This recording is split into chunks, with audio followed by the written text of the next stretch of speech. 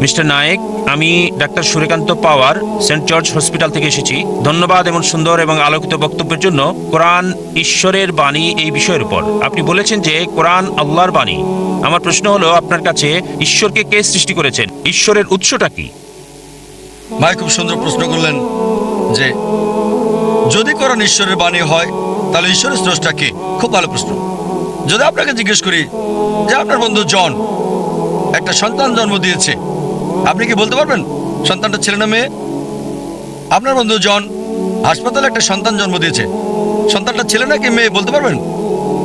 অনুমান করে বলেন। না, ছেলে না মেয়ে বলতে পারছি না। সরি, অনুমান করতে পারছি না। চেষ্টা করেন। 50% হলো বলেন। হ্যাঁ, 50 ভাগ, অর্ধেক সম্ভাবনা। ঠিক আছে, বলেন। ছেলে। ছেলে। ভাই পুরুষ কি সন্তান জন্ম দিতে পারে? না। এখন এটা ছেলে না মেয়ে? নামটা মেয়ে নাম হতে হবে। আমি আপনাকে বলছি আপনার বন্ধু জন। আমি জানি না কোনো মহিলার নাম জন হয় কিনা। না, আমরা বলবো না। আচ্ছা আচ্ছা, ধরেন আপনার বন্ধু, ছেলে বন্ধু, সে হাসপাতালে গিয়ে একটা সন্তান জন্ম দিল। সন্তানটা ছেলে না মেয়ে? মেয়ে। পুরুষ কি সন্তান জন্ম দিতে পারে? না।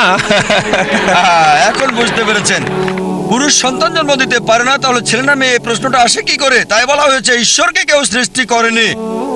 আপনার প্রশ্ন কে ঈশ্বরকে সৃষ্টি করেছে, আমার প্রশ্নের মতো যে পুরুষটার সন্তান জন্ম দিয়েছে হাসপাতালে, সেটা ছেলে নাকি মেয়ে, প্রশ্নটাই অযৌক্তিক। কারণ আমরা জানি যে পুরুষ সন্তান প্রসব করে না, তাহলে ছেলে না মেয়ে এই প্রশ্ন আসে কি করে? তাই বলা হয়েছে ঈশ্বরকে কেউ সৃষ্টি করেনি। প্রত্যেক সৃষ্টির একজন স্রষ্টা থাকে, ঈশ্বরের কোনো স্রষ্টা নেই। তাই নাস্তিকের সাথে তর্কের সময় কখনোই বলি না যে সবকিছুরই স্রষ্টা আছে।